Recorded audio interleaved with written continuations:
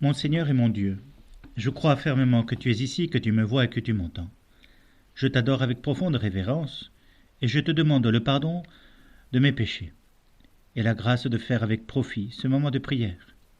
Ma Mère Immaculée, Saint Joseph, mon Père et Seigneur, mon ange gardien, intercédez pour moi.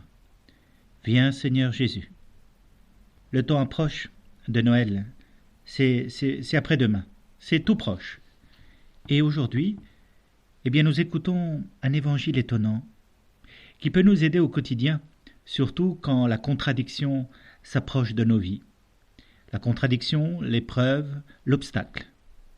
Parce que voyez-vous, aujourd'hui nous entendons l'histoire d'un vieux couple qui était confronté à un obstacle de taille. Les parents de Jean le Baptiste, ils étaient stériles, n'avaient pas d'enfants depuis longtemps. Et pourtant, ils avaient prié longuement. Tellement longuement qu'il semblerait que le papa, au moins, n'a pas vu le moment de la grâce passer. Tu vois, il était au temple ce jour-là. Il s'est approché du Seigneur, c'était son tour, c'était un brave prêtre, un bon juif, qui depuis toujours vivait selon l'intégrité de la loi, avec vertu, avec constance, avec persévérance, en vivant dans la vie communautaire, tous ses devoirs. Et ce jour-là, il avait le devoir d'entrer dans le temple de Jérusalem, où personne n'entrait. Une fois par an, 2 fois, un prêtre rentrait, et là, il offrait de l'encens. C'est-à-dire, il portait la prière du peuple de Dieu devant Dieu. Et tout en portant cette prière, voilà que une apparition a lieu. Comment elle s'est déroulée, on ne sait trop. C'est des choses mystérieuses, spirituelles, qui rejoignent l'âme, comme Dieu seul réussit à nous rejoindre. Il s'est touché là où il faut, pour nous éveiller à lui, pour éveiller notre esprit à la rencontre avec lui. Et voilà, c'est un ange, un messager de Dieu, qui s'approche de Zacharie, et qui lui dit qu'il va devenir enfin, c'est le fruit de ses prières, il va devenir papa. Et que voulez-vous? La réaction de Zacharie est un peu surprenante. Il a prié pendant des années là-dessus, et quand l'ange Gabriel lui dit qu'il va enfin devenir père, il a une réaction de rejet. Mais comment cela se fera-t-il, puisque je suis vieux? Et ma femme aussi, elle est vieille. Comment se fera-t-il? Eh bien, Gabriel réagit avec force, avec majesté, avec la puissance de la divinité. Moi, je suis Gabriel, lui dit-il. Et parce que, en quelque sorte, tu n'as pas bien entendu ce que j'ai dit, pour que tu le comprennes bien, désormais, tu seras muet jusqu'à la naissance. Il faudra attendre la naissance de Jean le Baptiste pour que Zacharie retrouve la voix. C'est un paroissien qui a réagi et qui m'a fait réfléchir. Il disait « Mais c'est un peu injuste, non, qu'on impose au pauvre Zacharie, ce vieillard, une période de mutisme aussi long. N'est-ce pas exagéré ?» Il m'a fait réfléchir. Parce que on a l'impression que c'est une injustice qui tombe sur les épaules de Zacharie. Moi, j'y voyais en fait quelque chose de tout à fait juste. Il a manqué de confiance en Dieu.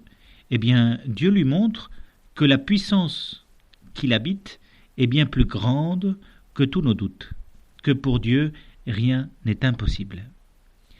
Et il va le lui montrer en le privant de voix pendant 9 mois, jusqu'à ce que l'enfant naisse. On peut y voir une injustice. Quelle douloureuse situation que de ne pas pouvoir parler. Et cela nous arrive bien plus d'une fois dans la vie, où une épreuve, un contretemps, un obstacle advient et nous ne savons pas trop comment l'interpréter. Ça me rappelle un épisode d'un prêtre de ma paroisse, de mon ancienne paroisse en fait. Monseigneur Marius Chalve était prêtre pendant la Deuxième Guerre mondiale dans ma paroisse. Il avait lancé bien des initiatives et l'une d'entre elles, c'était que pendant la guerre, hélas, il y a toujours des orphelins. Et il avait installé un orphelinat dans le séminaire de vocation tardive dont il avait la charge. Il nourrissait les petits et les grands avec le fruit de 2 hectares, me semble-t-il, de terres agricoles où il cultivait des légumes. des fruits et légumes. Pour ce travail, il avait 2 chevaux. Or un jour, c'était déjà la guerre, l'un d'entre eux fut attaqué par un essaim d'abeilles. Et heureusement que Marius, le père Marius, était là pour attraper le deuxième et le sortir de l'essaim d'abeilles, parce que le pauvre, il mourut. Parce que la pauvre bête mourut de toutes les piqûres des abeilles. Il ne lui restait plus qu'un cheval pour faire le travail agricole qui nourrissait tous les orphelins et les séminaristes. Et voilà que à un malheur s'ajouta un deuxième, puisque les Allemands, qui occupaient la France en ce moment-là, réquisitionnèrent tous les chevaux, autant pour manger que pour utiliser leur force agricole. Et voilà donc le père Marius obligé d'amener son cheval devant les Allemands pour leur donner le cheval. Quelle drôle de surprise! Sur le chemin, en train de mener le cheval, celui-ci commença à boiter. À boiter tellement que lorsque les Allemands le virent, ils lui dirent « Nous n'en avons pas besoin, il ne nous est pas utile, renvoyez-le ». Et voilà Monseigneur Chalve revenir avec son vieux cheval qui nourrissait, qui aidait à nourrir tous les orphelins et les séminaristes de Fontlongue. Le cheval, mystérieusement, reprit sa marche normale. Il y a quelque chose d'étonnant, voyez-vous. Ce qui pouvait paraître comme un énième malheur à la situation devint l'occasion de délivrer le cheval, d'être envoyé directement au front. Parfois il y a des malheurs qui nous touchent, qui sont en fait un signe d'espoir pour tous ceux qui nous entourent, parce qu'ils vont y voir l'œuvre de grâce que Dieu accomplit dans nos vies. Et c'est exactement ce que la fin de l'Évangile nous dit sur le père Zacharie, parce que le prêtre Zacharie, quand il retrouve la voix le jour de la naissance de Jean le Baptiste, et qu'il le nomme Jean, c'est-à-dire Dieu fait grâce, alors quand il retrouve la voix, c'est tout le village, c'est toute la proximité familiale de Zacharie et d'Élisabeth qui sont touchés par le signe que Dieu leur adresse. L'enfant qui venait de naître était entouré de signes. Il n'était pas seulement le fils d'un couple âgé qui n'aurait pas dû avoir d'enfant, mais en plus, sa naissance avait redonné la voix au père qui était devenu muet. C'est dire que tous ces signes présageaient que cet enfant allait faire de grandes choses pour Dieu. Bien souvent, toutes nos erreurs, nos contretemps, nos obstacles, toutes ces difficultés que la vie parfois nous réserve, sont en fait une épreuve personnelle. Mais n'oublions jamais que ce n'est jamais une épreuve individuelle. C'est une épreuve personnelle qui devient un signe pour ceux qui nous entourent, un signe que Dieu fait grâce, que Dieu va nous révéler quelque chose pour les autres. Et ce qui pour nous est une épreuve devient alors un chemin de sanctification, de sainteté, de glorification. Dieu se révèle à travers l'instrument qui a accepté la croix ou l'épreuve, ou même la punition, ça c'est chacun d'entre nous qui le dit devant le Seigneur, mais qu'il a accepté en demeurant fidèle à l'amour de Dieu.